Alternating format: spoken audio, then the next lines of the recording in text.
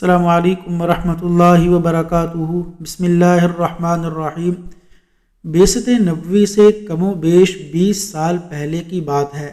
ہیرا کا بادشاہ نعمان بن منذر اپنے دربار میں بیٹھا ہوا براز بن قیس کنانی سے گفتگو کر رہا تھا۔ عکاظ یعنی طائف میں ہر سال بہت بڑا میلہ لگتا تھا، جس میں نعمان بھی اپنا سامان تجارت بھجوایا کرتا تھا۔ اس نے کہا، براز، کیا یہ ممکن ہے کہ میرا سامان بحفاظت ہیرا عراق کا علاقہ سے عکاظ تک پہنچ جائے؟ کون شخص ہے جو مجھے راہداری کی ضمانت دے؟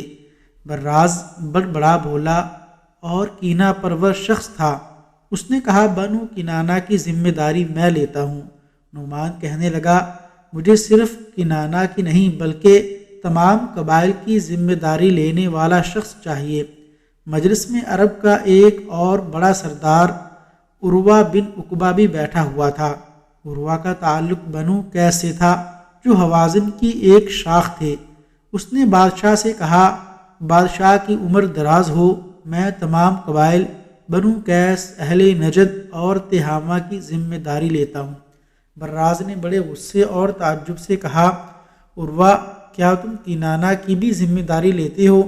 اس نے کہا، صرف کنانہ کی نہیں بلکہ میں تو تمام لوگوں کی ذمہ داری لینے کے لیے تیار ہوں۔ براز کو اس کا انداز پسند نہ آیا۔ کینہ پرور پہلے ہی تھا۔ جب عروہ وہاں سے واپسی کے لیے نکلا تو براز بھی تعاقب میں نکل کھڑا ہوا اور دوران سفر عروہ کو غافل پا کر قتل کرنا چاہا۔ عروہ نے معذرت کی کہ مجھ سے غلطی ہو گئی، اللہ کے لیے مجھے قتل نہ کرو، مگر براز نے اس کی ایک نہ سنی اور اسے قتل کر ڈالا۔ عروہ کے قتل سے بہت بڑا فتنہ پیدا ہو گیا اور لڑائی شروع ہو گئی۔ قریش کنانہ کی شاخ تھے، یہ بنو قیس کے مقابلے پر نکلے۔ قریش کی قیادت ابو سفیان کے والد حرب بن امیہ بن عبد شمس کے ہاتھ میں تھی۔ لڑائی کے آغاز میں بنو قیس کا پلڑا بھاری تھا، مگر اختتام پر قریش جیت گئے۔ اس جنگ میں چونکہ حرم اور حرمت والے مہینے دونوں کی حرمت پامال کی گئی تھی، اس لیے یہ جنگ حرب فجار یعنی نافرمانوں کی جنگ کے نام سے موسوم ہوئی۔ اللہ کے رسول صلی اللہ علیہ وسلم نے اس میں براہ راست شرکت تو نہیں فرمائی، بس اپنے چچاؤں کو تیر پکڑاتے رہے۔ سیرت نگاروں کے مطابق اس وقت آپ صلی اللہ علیہ وسلم کی عمر 20 برس کے قریب تھی۔